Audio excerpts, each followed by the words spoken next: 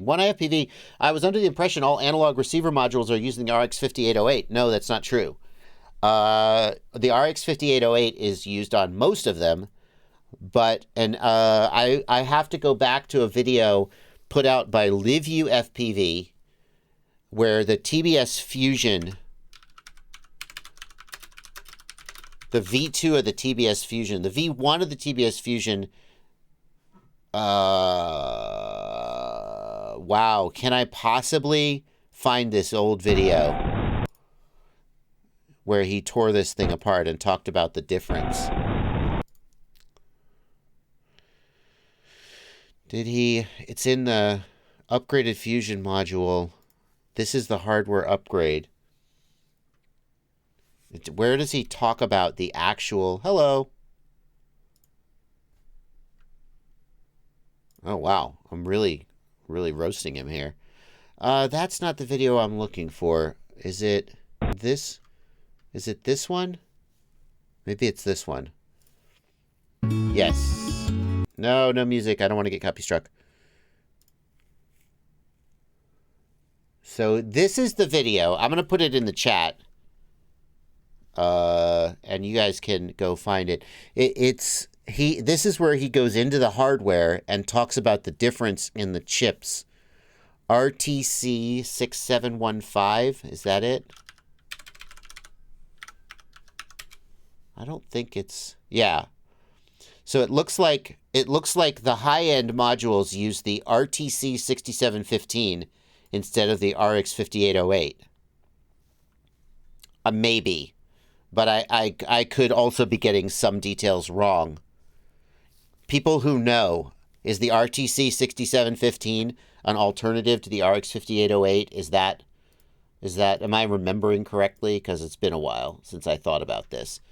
There you go. And that's what makes those higher end modules so much better, is they have a more sensitive chip.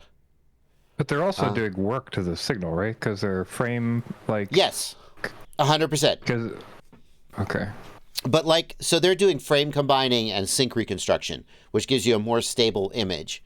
But the V1 of the TBS Fusion performed significantly worse than the Rapidfire. And then the V2 of the Fusion, it performed better than a different RX 5808 module because it had frame combining and sync reconstruction. But it didn't perform as good as the Rapidfire, is my recollection when I tested them. This was a while ago, though. And then V2 of the Fusion came out, and V2 had the upgraded FM chip, and then it was immediately on par with the Rapidfire. So. Does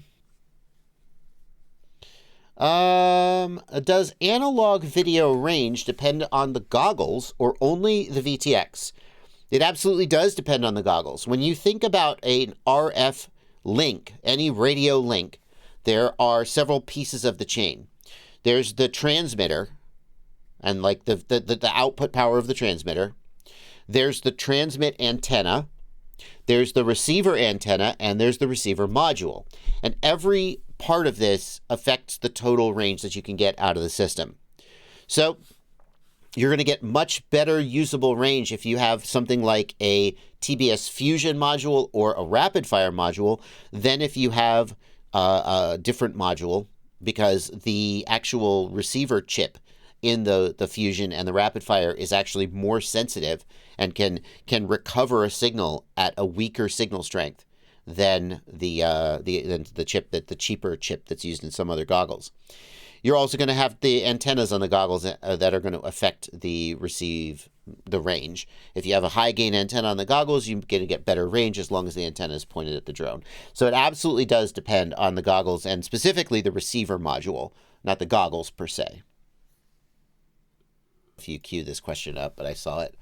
How good is Min-Chan Kim really? He's really good. He's the best.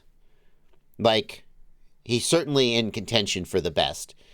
If you're wondering, does Min-Chan Kim just look good on YouTube, but in real life he's not that impressive? Nope. He's just that impressive in real life. I will say that in real life, like if you watch him race, If you watch him practice the stuff he uploads to YouTube, it's just mind-bogglingly perfect. And that's like him at his best, right? If you watch him race, like sometimes he is less than perfect because he's under pressure and it's not sort of cherry picking the best lap of the day, right? So like anyone, he's not as perfect in real life as he is on YouTube. See what I mean? But he's still the best pilot you've ever seen by a mile. Even like when he's like just, when he's at like 75% just warming up, he's at 60% just warming up, he's the best pilot you've ever seen. And then when he goes hard and he gets to like 90 or 95% because he's trying to win a race, sometimes he makes a mistake and he's less than perfect, but he is just as good in real life. Yep.